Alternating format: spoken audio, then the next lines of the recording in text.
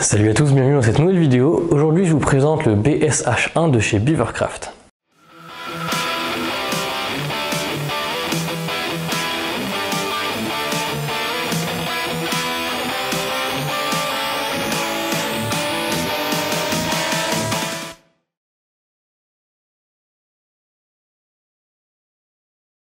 Dans la vidéo d'aujourd'hui, on va changer un petit peu de ce que vous avez l'habitude de me voir faire sur cette chaîne, c'est-à-dire des tutos ou des réalisations de couteaux.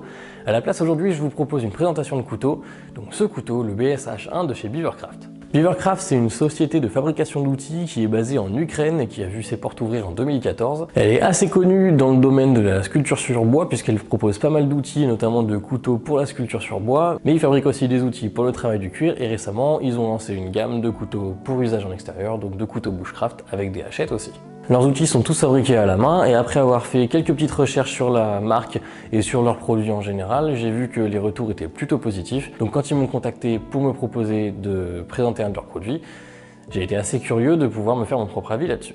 Donc comme je vous l'ai dit, ils m'ont contacté il y a peu de temps en me proposant une présentation soit d'une hachette soit d'un couteau. Comme ils avaient de bons retours, j'ai été d'accord pour tester un de leurs produits et me faire mon propre avis dessus, voir si effectivement c'était aussi bien qu'on le disait. Et puis finalement, qu'est-ce qu'il y a de bien et qu'est-ce qu'il y a de moins bien sur ces outils-là. Comme je suis loin d'être un expert en hachette parce que je m'en sers très peu, j'ai plutôt opté pour l'option couteau. Donc j'ai été jeter un œil à leur gamme de couteaux bushcraft. Après un petit peu de recherche, j'ai opté pour leur modèle BSH1 qui a déjà pas mal d'avis sur YouTube et qui me plaisait assez bien en termes d'esthétisme. Donc voilà le couteau en question, c'est un couteau qui fait 27 cm de long pour 12,5 cm de lame avec une épaisseur de lame de 3 mm et qui est réalisé en acier 1066. On a une belle émouture Scandi qui est assez caractéristique des couteaux bushcraft et en termes d'acier, le 1066, on va être assez proche des performances du XEC75 ou du 1075 comme le prononcent nos amis américains. Autrement dit, c'est un acier qui est peu allié et qui a 0,66% de carbone, donc un tout petit peu moins que le XEC75 qui lui en a 0,75%, et donc en termes de performance, on devrait avoir quelque chose d'assez similaire. D'après leur site, la dureté est décrite entre 57 et 59 HRC. J'ai aucun moyen de le vérifier ici parce que j'ai pas de duromètre et j'ai pas non plus les petits sets de limes qui permettent de tester la dureté. Mais si c'est bel et bien vrai, c'est des duretés qui sont tout à fait adaptées pour le travail du bushcraft. Ça permet d'avoir une bonne tenue de tranchant tout en restant assez solide et assez résilient. D'après les descriptions qu'en font les métallurgistes sur internet, le 1066 c'est un acier qui offre un bon compromis entre une tenue de tranchant et une bonne ténacité. Globalement, rien de surprenant quand on connaît un petit peu le XEC75, donc on verra lors des tests dans la vidéo si oui ou non il est assez proche des performances que nous on peut connaître pour le XEC75. Sur ce couteau, on a un joli manche en noyer qui est plutôt bien travaillé, qui a l'air d'être fixé par des vis et qui possède aussi un petit passe-dragon. La dragon est d'ailleurs fournie, donc comme ça si jamais on veut pouvoir accrocher tout ça au poignet pour pouvoir s'en servir, il n'y a aucun problème, on peut. Le manche est très confortable, même pour moi qui ai des petites mains, et aussi on a encore la place de mettre des doigts, donc si vous avez des grosses mains, ça fonctionne très bien, il n'y a aucun problème là-dessus. Les angles sont tous très bien arrondis, et globalement, le façonnage du manche, j'ai pas grand chose à redire dessus, c'est vraiment bien fait.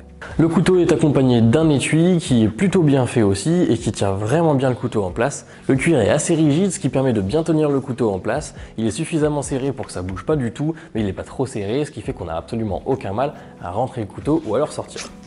Et on a également un passant ceinture, donc vous pouvez l'utiliser ici, ou un dangler si vous préférez avoir un petit peu plus de maniabilité.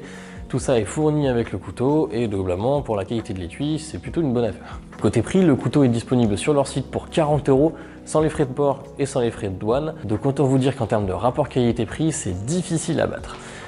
Mais on reviendra un petit peu plus tard là-dessus. Je vais passer ensuite au test du couteau. Juste avant, vous avez compris, cette vidéo est réalisée en collaboration avec Beavercraft. Si jamais le produit vous intéresse, vous trouverez des liens dans la description qui vous permettent d'aller directement sur la page de ce couteau. Et si le test vous a convaincu, vous pourrez ensuite vous le procurer. Alors côté esthétique, qu'est-ce que ça donne ?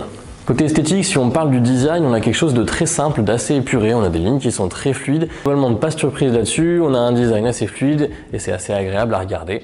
Sur la finition de la lame, on a un très joli polymiroir qui certes n'est pas parfait, c'est-à-dire qu'on pourrait avoir un petit peu plus de réflexion, mais pour quelque chose disponible à 40 € et qui a été travaillé à la main, globalement, je suis assez surpris de la finition. À mon avis, ça ne fera pas l'unanimité dans le domaine du bushcraft, puisqu'on n'est pas forcément fan des lames miroirs.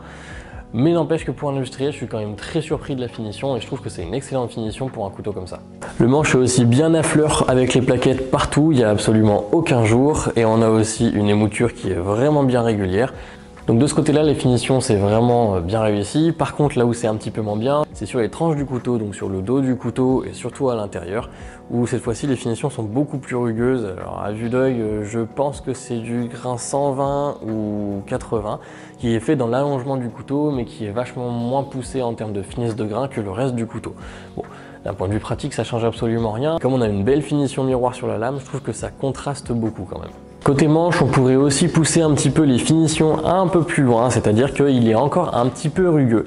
Donc vous n'allez pas vous prendre une écharpe en le manipulant, c'est sûr. Et là où moi je fais des manches qui sont parfaitement lisses et vraiment tout doux au toucher, celui-ci il est un petit peu moins. Bon, finalement, il n'y a rien de catastrophique, c'est tout à fait utilisable et tout à fait acceptable pour un outil. Quand on regarde un petit peu le façonnage du manche, évidemment, c'est pas parfait. Globalement, on a des arrondis qui sont quasiment similaires partout, mais il y a des fois où c'est un petit peu plus creusé ou un petit peu moins arrondi. Ça reste du travail à la main, ça reste des couteaux qui sont produits en grande quantité. Donc évidemment, il ne faut pas non plus demander la lune, surtout pour ce prix-là. Globalement, les finitions sont bonnes, mais si vous cherchez vraiment dans les détails, il y a toujours un petit truc à redire. En fait, compte tenu du prix, les finitions sont vraiment bonnes.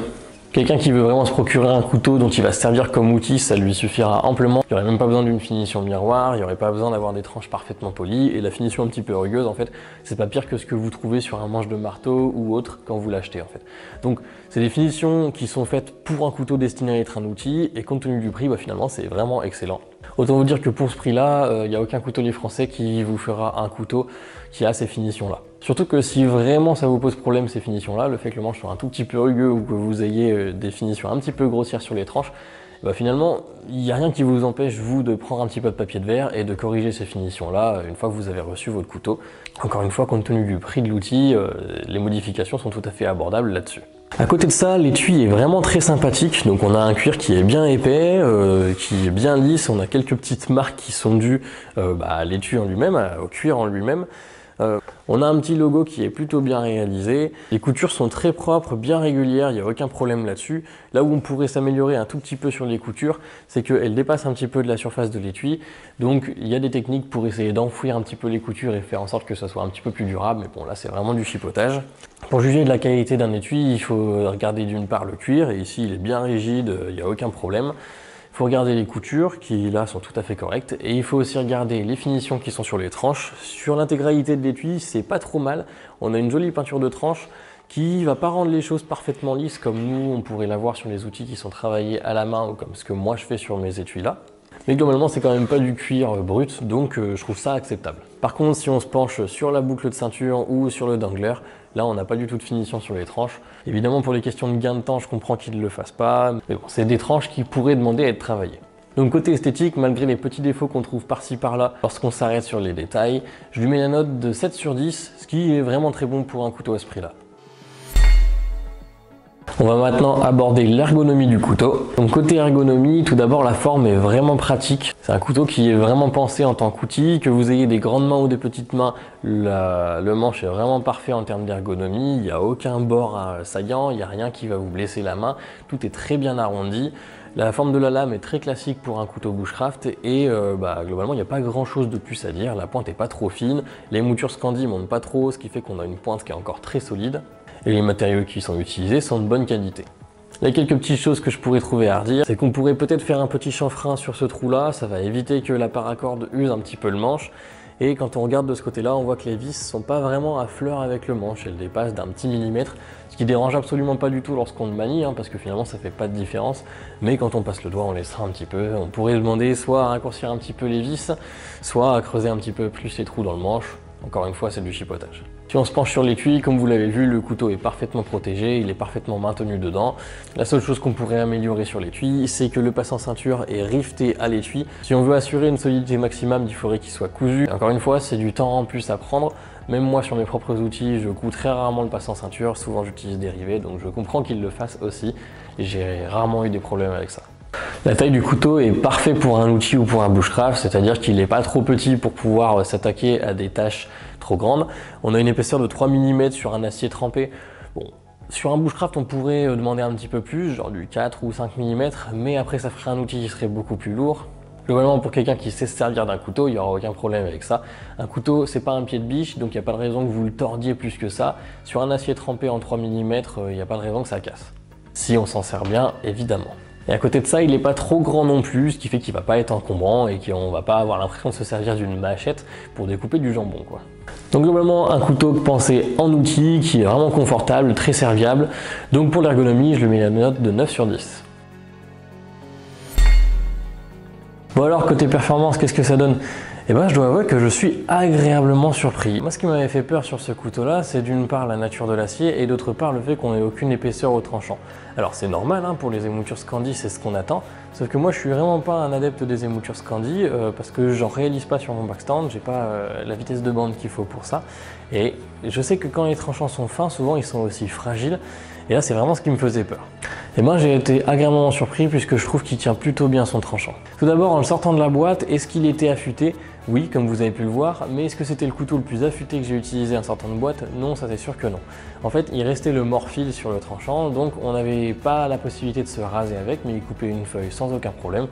Après un rapide petit passage sur la strop en cuir, comme vous l'avez vu, c'est devenu un vrai rasoir, donc là-dessus, aucun problème. Face à du bois, comment il se comporte? Eh bien déjà, il encaisse très bien tout ce qui est bâtonnage, hein, malgré une épaisseur qui est de seulement 3 mm. Il n'a aucun problème à passer à travers du chêne. Ce que j'ai trouvé très agréable, c'est qu'on a une très bonne prise en main et surtout que la longueur de lame est suffisante sur des petits morceaux comme ça de chêne. On ne cherche pas où est-ce qu'on va pouvoir taper. Il y a de la place pour taper, il est bien maniable et on a assez de longueur pour faire levier, mais pas trop pour que ça devienne trop puissant et du coup que ça casse le couteau. J'ai essayé de faire quelques petits feather sticks, donc sur du bois aussi dur, c'est franchement pas la meilleure option et j'ai franchement pas la meilleure technique, mais j'ai eu aucun problème à faire ça. Il s'en sort très bien, il attaque le bois de façon bien agressive et il n'y a absolument aucun problème pour s'en servir sur du bois. J'ai ensuite testé la pointe. L'avantage de l'émouture Scandi, c'est que ça monte pas très haut, donc ça fait des pointes qui sont très solides et là à ce niveau-là, il n'y a absolument aucun problème, la pointe est très solide. Si vous arrivez à casser celle-ci en usage normal, bah, je vois pas trop laquelle vous arriveriez pas à casser, hein, parce que celle-ci est vraiment costaud. Ce que j'ai beaucoup apprécié sur ce couteau aussi, c'est que ce petit renflement là, ça évite vraiment qu'on glisse. C'était très agréable, surtout quand on testait la pointe ou quand on faisait du bâtonnage. Ça évite qu'on glisse, ça donne une très bonne prise en main au couteau, vraiment là-dessus bien joué. Les arêtes du dos sont bien vives, donc certes ça peut ne pas être ce qu'il y a de plus confortable, mais finalement c'est un mal pour un bien, parce que du coup ça fait qu'il est super agressif sur les firesteel, il décroche de gros morceaux, ça fait de grosses étincelles qui brûlent longtemps, et ça c'est vraiment très agréable. J'ai ensuite voulu le comparer à de l'os, donc c'est pour ça que j'ai utilisé du bois de cerf. À ce niveau-là, pareil, il s'en sort très bien, donc j'ai pas non plus essayé de couper l'os en deux, mais en essayant de décrocher des petits morceaux d'os et en tapant un petit peu dessus, le tranchant avait absolument aucun dégât. Certes, on perdait la caractéristique rasoir du tranchant, mais c'était tout à fait utilisable pour la suite, on pouvait continuer à couper des feuilles de papier.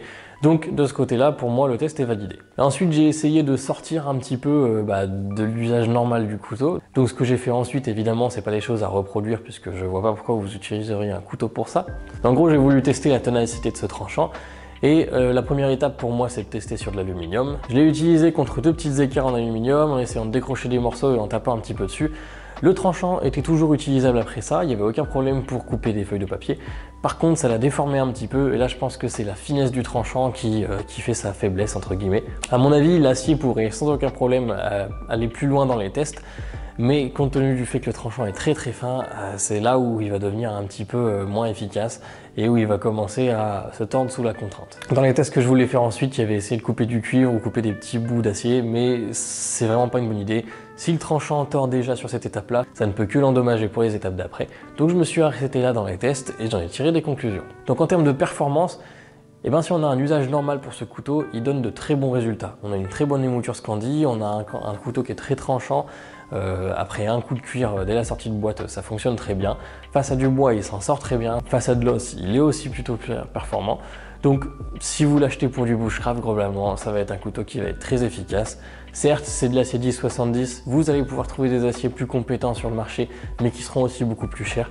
Si vous avez une petite pierre à affûter et un cuir dans votre sac, celui-ci, ce sera un outil parfait que vous pourrez affûter à n'importe quel moment puisqu'il n'a pas des duretés de dingue, et surtout que c'est une émouture Scandi, donc ça s'affûte plutôt facilement si on a la technique. Donc côté performance, je lui mets une note de 8 sur 10. Et enfin, on va passer au côté prix.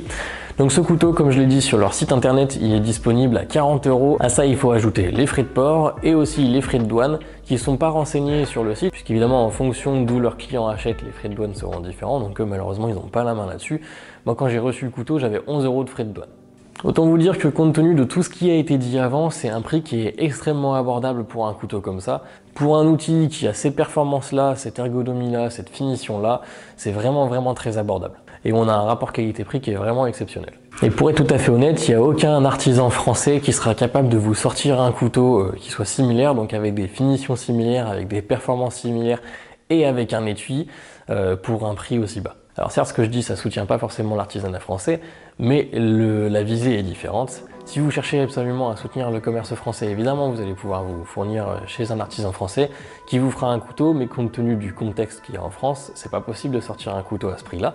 Maintenant, si vous, votre but, c'est pas forcément d'avoir un outil français, mais que vous voulez un outil qui soit très abordable et serviable, eh bien, il y a d'autres options, et notamment celle-ci par exemple. Donc si vous êtes un avéré du bushcraft qui cherchez des couteaux exceptionnels avec des performances hors normes, c'est pas forcément celui qu'il vous faudra. Même chose, si vous êtes un amoureux de l'artisanat français, évidemment, c'est pas celui-là que vous allez acheter. Par contre, si vous êtes un débutant en bushcraft qui cherchez juste un couteau de bonne qualité, qui vous permette de travailler et qui puisse vous donner de bonnes performances, sans forcément avoir à débourser des centaines d'euros, je pense que celui-ci, c'est une excellente option. Donc en conclusion, qu'est-ce qu'on peut dire? On peut dire que globalement, c'est un couteau qui a un excellent rapport qualité-prix. Pour 40 €, vous avez un super outil. Enfin, 40 € plus les frais de port et de douane, mais bon, ça monte pas beaucoup plus haut, ça va pas vous tripler le prix. Avec des finitions qui, pour un outil, sont tout à fait acceptables et qui sont même très bonnes. On a un joli polymiroir sur la lame.